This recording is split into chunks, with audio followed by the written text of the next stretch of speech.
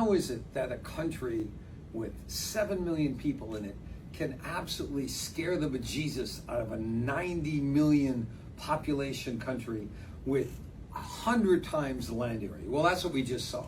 There are 7 million Jews just over that live in Israel. If you count the entire population, because it's 21% Arab, it's 9 million people. Iran has 90 million people, and they're shaking in their boots. It's absolutely amazing what cultural and organizational differences can make. This is Tim Enneking, and this is episode 51 of Out on a Limb.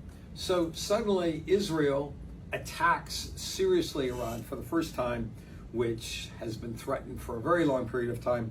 Iran sponsored Hezbollah, Iran sponsored Hamas. Israel has taken them out, and because it was easier than it expected, it's gone after Iran.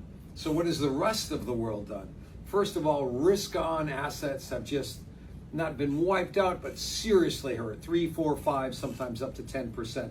It's affected fiat markets, TradFi markets. It's affected crypto markets or digital assets.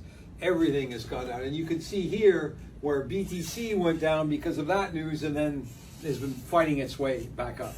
The two commodities that went up as a result of this, gold went up a little bit and oil went up a lot. Obviously because Karg Island, where 90% of the oil from Iran goes through, could be easily attacked. It's a relatively small island, and Israel deliberately didn't touch it, not trying to drag down the world economy by attacking Iran. The other interesting thing is Israel has barely touched Isfahan. Didn't touch it at all in the first wave. Isfahan is actually one of the ancient capitals of Persia, of Iran, and right now it's the closest major city to where the largest nuclear fuel depot is. Israel attacked it in the second wave, but only laboratories. They haven't attacked the fuel itself.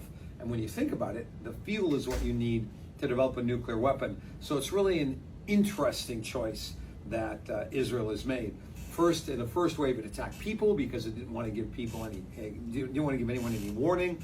So it attacked apartments and various places where key personnel from its perspective lived, and had to do that all right away because otherwise everyone would hide.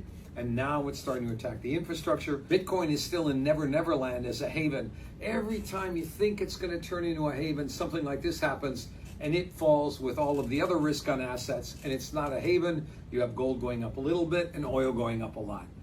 I have a feeling though, if things turn out really badly in the Middle East, that then Bitcoin will seriously turn into a haven asset. And we've kind of seen that in the past, but it really is trying to make the transition from being just a normal risk-on asset into a haven asset. There's no reason for it to be correlated. There's no reason for it not to be a haven, but the rest of the world doesn't really quite believe it. Again, this is Tim Enneking, and until next time, this is Out on a Limb.